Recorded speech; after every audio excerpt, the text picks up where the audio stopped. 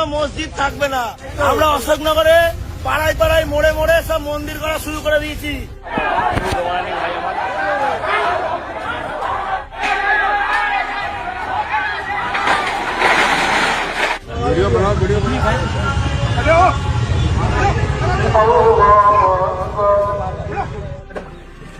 छोड़ो ओ छोटू बेटा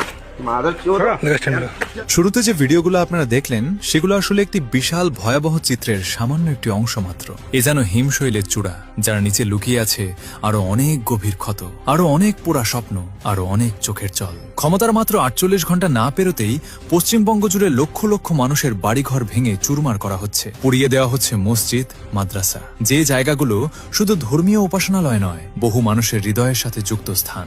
রাস্তায় ফেলে মারধর করা হচ্ছে বৃদ্ধ মুসলিম নারী ও পুরুষদের, যাদের বয়স হয়েছে, যারা আর লড়ার শক্তি রাখেন না, তাদেরও রেহাই নেই। এমনকি কয়েক বছরের একটি নিষ্পাপ শিশুকেও ছাড় দেওয়া হয়নি। একটি শিশু যে পৃথিবীর রাজনীতি বোঝে না, যে জানে না ক্ষমতা কি, নির্বাচন কি, সেও হামলার শিকার হয়েছে শুধুমাত্র তার পরিচয়ের কারণে। জোরপূর্বক ঘরে ঢুকে মুসলিম মেয়েদের ওপর ধর্ষণের মতো নিকৃষ্টতম অপরাধ সংঘটিত হচ্ছে বলে ভয়াবহ অভিযোগ উঠে আসছে।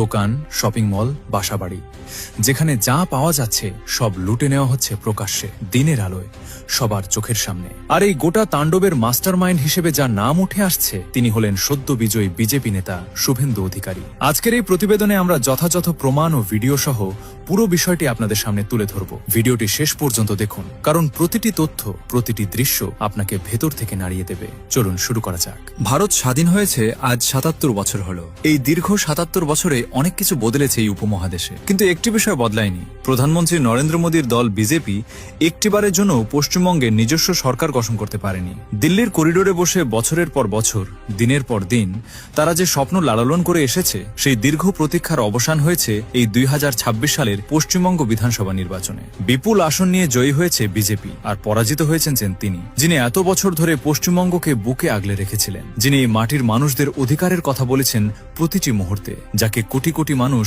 ভালোবেসে দিদি বলে ডাকতেন। তুমি হলে মমতা ব্যানার্জি। তার দল তৃণমূল কংগ্রেস এই নির্বাচনে পরাজিত হয়েছে, আর এই পরাজয়ের সাথে সাথে যেন পশ্চিমবঙ্গের একটি বড় অংশের মানুষের মাথার উপর থেকে নিরাপত্তার ছাদটাও সরে গেছে। এত বছরের যে সুরক্ষা, যে আশ্রয়, তা যেন রাতারাতি উবে গেছে। এত বছর পর বিজেপির ক্ষমতায় আসাটা হয়তো অনেকের কাছে স্বাভাবিক গণতান্ত্রিক পরিবর্তন হিসেবে দেখা যেত। ভোটের মাধ্যমে ক্ষমতার পরিবর্তন, এটাই তো গণতন্ত্রের মূল কথা। কিন্তু সমস্যা সেখানে নয়। সমস্যা হলো ক্ষমতায় আসার মাত্র কয়েক ঘন্টার মধ্যে তারা যে কর্মকাণ্ড শুরু করেছে, তা কোনো সভ্য দেশের আইনে, কোনো গণতান্ত্রিক কাঠামোয়, কোনো সংবিধানের পাতায় গ্রহণযোগ্য নয়। ক্ষমতায় থাকলে যে কাউকে চড়থাপ্পড় মারা যায় না, কারো বাড়িঘর ভেঙে গুড়িয়ে দেওয়া যায় না, সংখ্যালঘুদের